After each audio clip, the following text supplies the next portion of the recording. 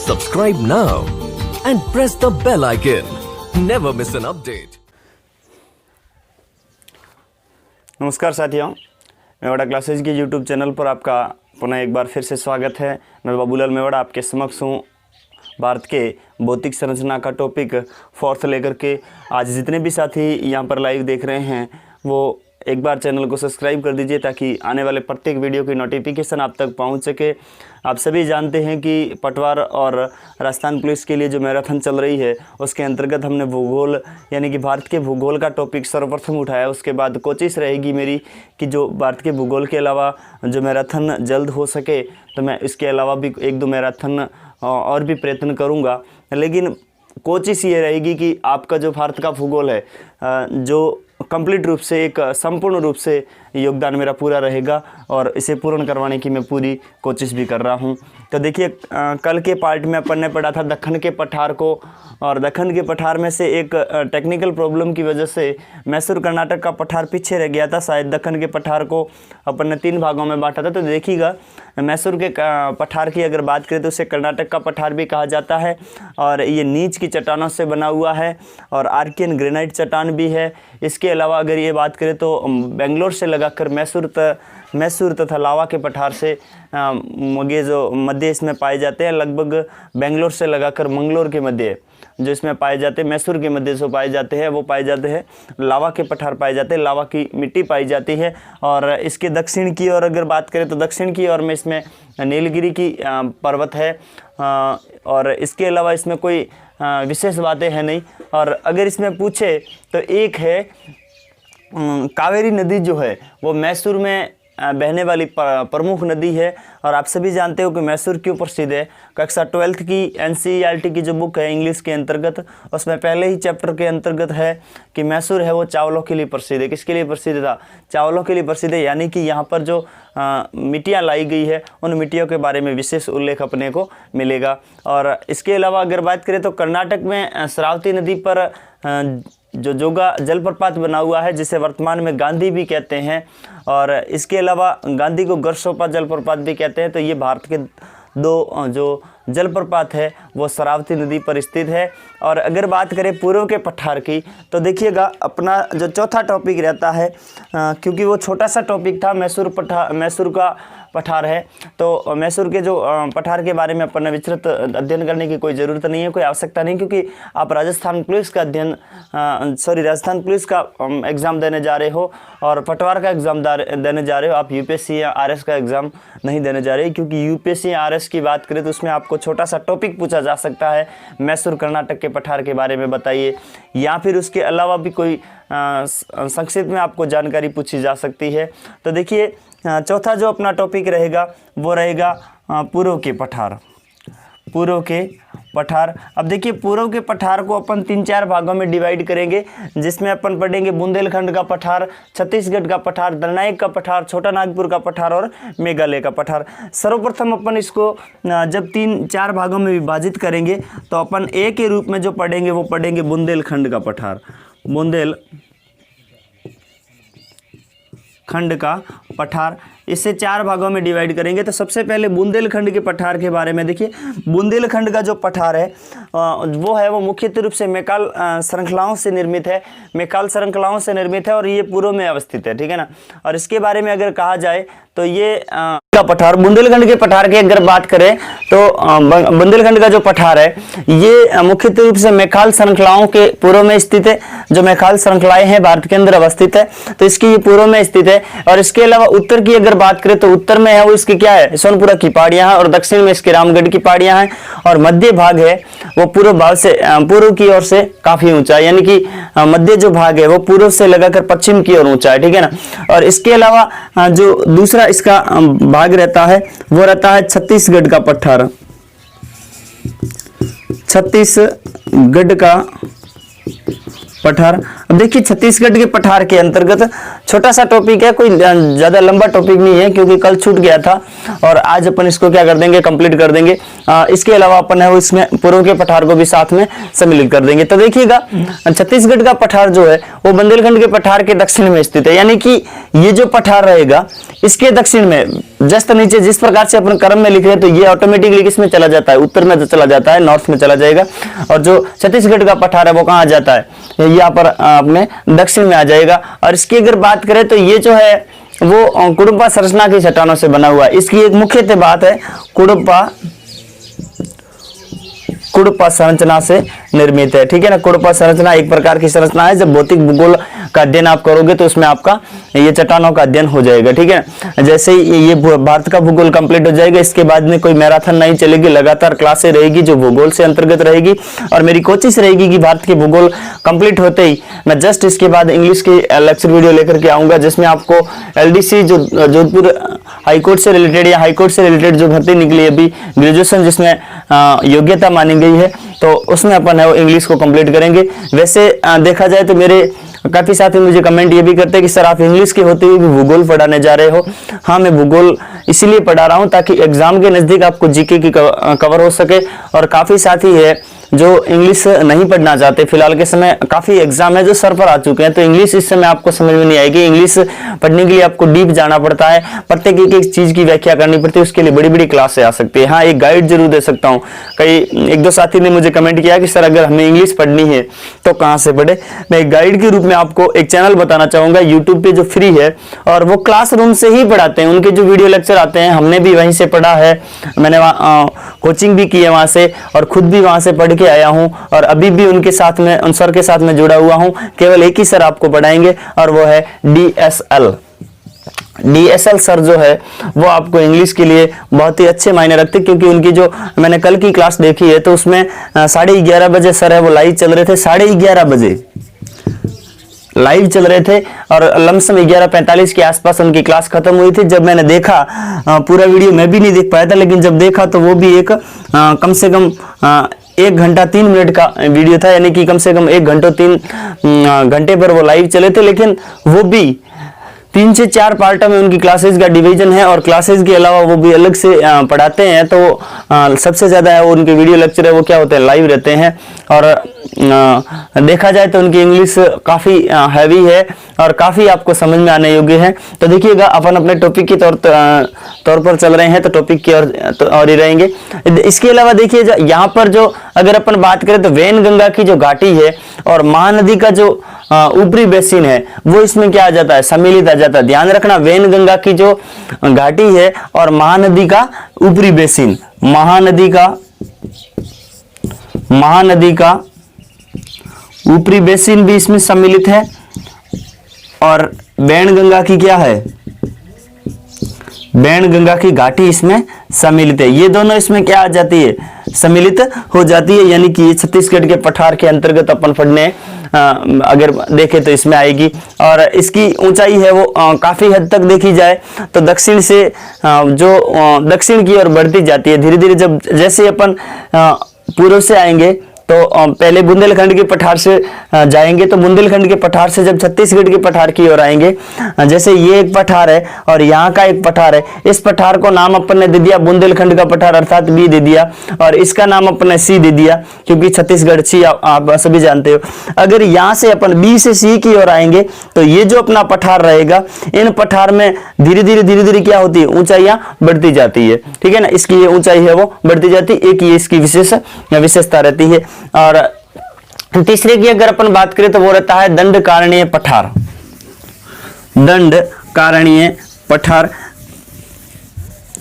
आशा करता हूं कि जितने भी मैंने वीडियो लेक्चर देखे, काफी साथी ऐसे हैं जो जुड़े हुए हैं, हमेशा के लिए आप जुड़े रहिएगा।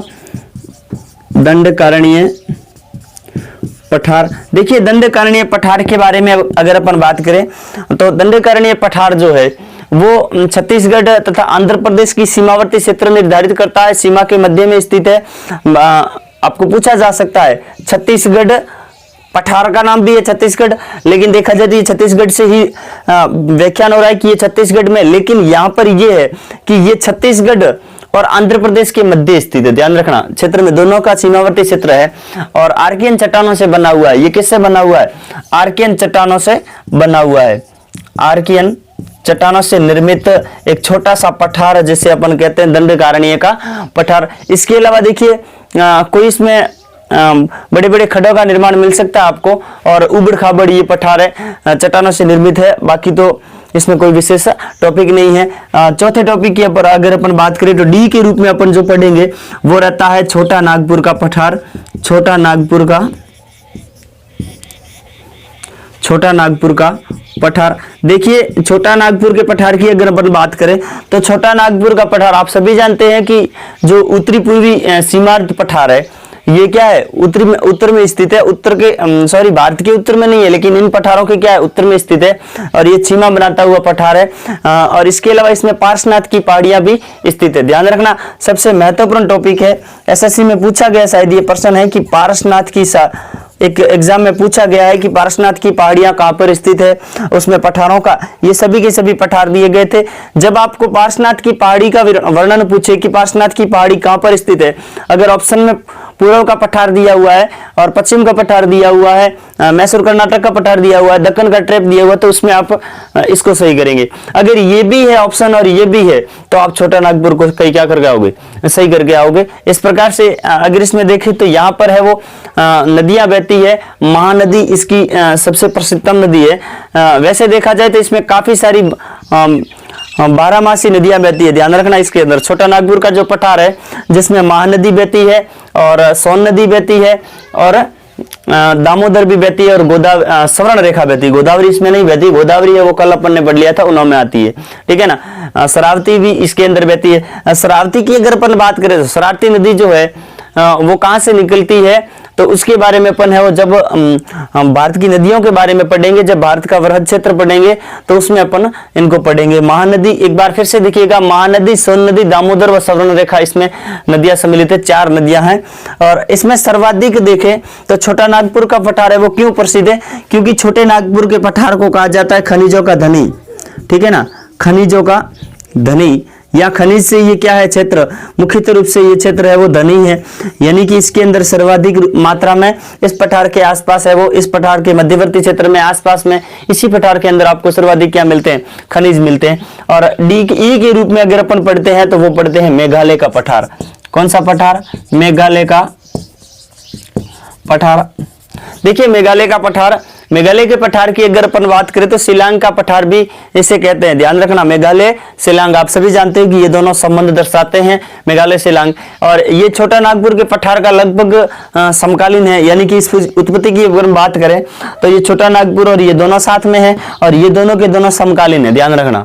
और ये अगर देखें तो कटा फूटा पठार है मेघालय का जो पठार है। जब भारत के मैप को आप देखोगे तो यहाँ पर है वो। दूसरी अगर अपन बात करें तो मेघालय के पठार में सर्वाधिक बारिश होती है। ध्यान रखना, जो इनमें पहाड़ियां पाई जाती है, खासी, जयंतियां जो इसमें पाई जाती है वो इसी के अंतर्गत आती है, वो इसी में सम्मिलित है। अगर अपन बात करें तो दोनों नई नदियां जो है, जिस नदी के अंत में नई उपसर्ग लग जाता है वो नदियां इसी के अंतर्गत पाई जाती है, जैसे धुंध नई या फैस नई, ये दोनों की दोनियां इसकी मुख्य नदियों के रूप में, प्रमुख नदियों के रूप में इसमें अपन देखेंगे। अगला पठार है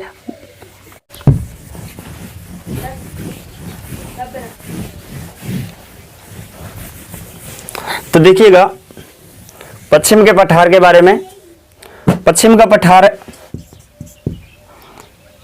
अगर अपन बात करें पश्चिम के पठार की तो अपन अभी पढ़ रहे थे तो पूर्व का पठार था, लेकिन ये अभी जैसे अपन ने पढ़ा था तो पूर्वी घाट को पढ़ा था, ठीक है ना। सॉरी, पश्चिम के जो भी पूर्व के जो भी प्रदेश पढ़े थे, पश्चिम का प्रदेश भी अपन ने पढ़ लिया था, लेकिन जो 5वां और 6ठा जो पढ़ेंगे वो दोनों में है वो एक तुलना के क्षेत्र में पढ़ाऊंगा। जैसे तुलना करें दोनों के मध्य एक एक तुलना के क्षेत्र में पढ़ेंगे।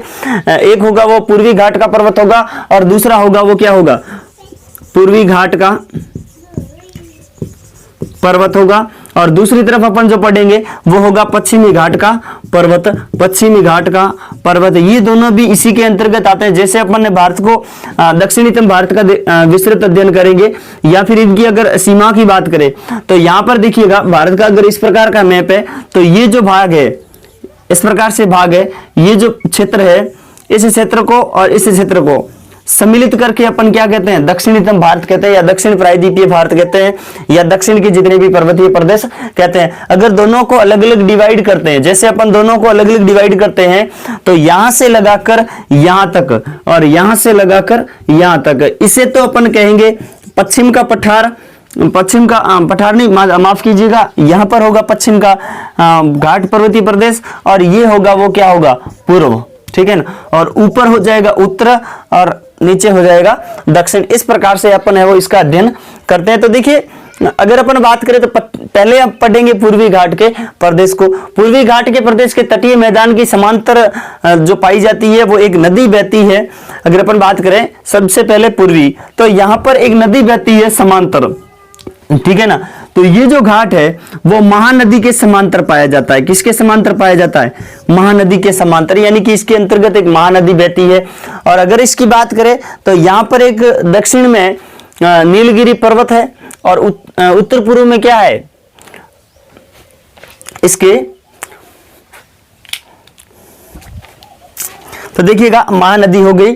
और अगर अपन बात करें पूर्वी प्रदेश की, तो पूर्वी घाट में देखिए इस घाटी के दक्षिण में क्या पाया जाता है, नीलगिरी पर्वत पाया जाता है। ये जो घाटी है इनके इस तरफ का, तो यहां पर अगर ये तो क्षेत्र हो गया, चलो पूरे क्षेत्र को अपन ने डिवाइड किया। अगर इस क्षेत्र का यहां पर अगर छोटा सा, जैसे ये नॉर्थ पोल हो गया, ये साउथ पोल हो गया, और ये पश्चिम हो गया, और ये पूर्व हो गया। देखिए, अगर इस प्रकार से अपन डिवाइड करते हैं, यहां पर मैंने वो छोटा लिख दिया है, शायद आपको दिखाई नहीं दे रहा है। अगर दिखाई नहीं दे रहा है तो वीडियो की क्वालिटी जो होती है वो क्वालिटी आप बढ़ा करके देखिए, क्योंकि आज के समय में देखा जाए तो नेटवर्क बहुत ही काफी प्रॉब्लम से आया हुआ है। काफी साथी जब मैं लाइव एक दो बार आया था उन्होंने कहा कि सर लाइव हमें दिखाई नहीं देता है, क्योंकि जब आप लाइव आते हैं तो कुछ समय का हमें आविर्भाव नहीं होता है, और फिलहाल लाइव आने के लिए हमारे पास में भी उपयुक्त समय नहीं मिल पाता है। तो देखिए, अगर इसकी अपन लंबाई की बात करें तो ये 1800 किलोमीटर क्या है, लंबा है। 1800 किलोमीटर लंबा है। पूर्वी घाट जो प्रदेश है वो 1800 किलोमीटर लंबा है। इसके यहां पर अगर दक्षिण में, अब दक्षिण में बात करें तो क्या आ जाएगा, नीलगिरी पर्वत आ जाएगा, और उत्तर पूर्व से लगाकर दक्षिण पश्चिम तक दिशा में ये फैला हुआ क्षेत्र है। इसके अलावा इसकी अगर अपन बात करें तो ये अवशिष्ट पर्वत है, यानी कि अवशिष्ट, अपन ने एक अवशिष्ट पर्वत और भी इसमें पढ़ा था इसी भौतिक संरचना के अंतर्गत, जिसे अपन ने कहा था अरावली प्रदेश का नाम देकर के अपन ने इसका अध्ययन किया था। और इसकी अगर अपन बात करें तो यहाँ पर सर्वाधिक क्या पाया जाता है, एक अपर्दन भी होता है। और अपर्दन के अलावा यहाँ पर है वो नदियां इसकी क्या कर देती है, अपर्दन करेगी, तो यहाँ पर है वो फसलें काफी कम होगी। और अगर अपन बात करें तो इस पर्वत घाट का जो पूर्वी पर्वत घाट का जो सर्वोच्चतम शिखर है वो विशाखापट्टनम है, ठीक है ना, विशाखापट्टनम है। और लिख दीजिएगा यहाँ पर विशाखापट्टनम, ये तो है प्रथम। और दूसरे की बात करें तो वो है महेंद्रगिरी, महेंद्रगिरी।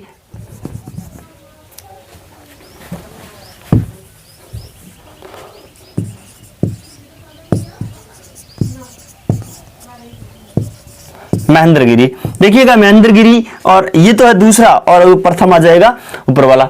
इसके अलावा अपन पढ़ेंगे अब है वो पश्चिमी, ये तो अपना इधर हो गया है, मैंने इधर पढ़ा लिया, पूर्वी घाट इधर पढ़ाना चाहिए मुझे, लेकिन मैंने उधर पढ़ा दिया। खैर कोई बात नहीं, जब मैप को उधर समझा रहा था तो अब इसको अपन यहाँ लेकर के पढ़ लेंगे, कोई बात नहीं है।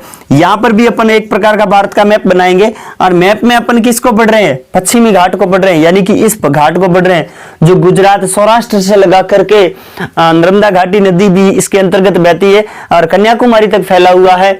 और इसे स्थानीय भाषा में सह्याद्री कहते हैं, ध्यान रखना, क्या कहते हैं, सह्याद्री कहते हैं, सह्याद्री, सह्याद्री, इसे स्थानीय भाषा में सह्याद्री कहते हैं। अब देखिए सह्याद्री की अगर अपन बात करें तो सह्याद्री दो प्रकार की इसमें पाई जाएगी, एक उत्तरी सह्याद्री और एक दक्षिणतम सह्याद्री। और अगर अपन बात करें तो ये भारत का दक्षिणतम भारत की सबसे लंबी पर्वत श्रृंखला है, पर्वत श्रेणी है। और दो सह्याद्रियों के रूप में अपन इसका क्या करते हैं, अध्ययन करते हैं। मैं एक बार उसे साफ करना चाहूंगा, देखिएगा।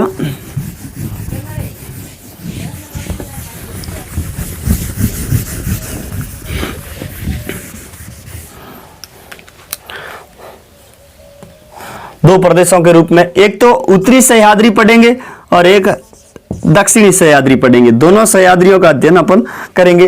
देखिए सर्वप्रथम उत्तरी सह्याद्री की बात करें तो उत्तरी सह्याद्री जो है वो समुद्री सतह से लगी हुई है और समुद्री सतह के अलावा इसे इसका जो एक पूछा गया है कालबु सुनाई,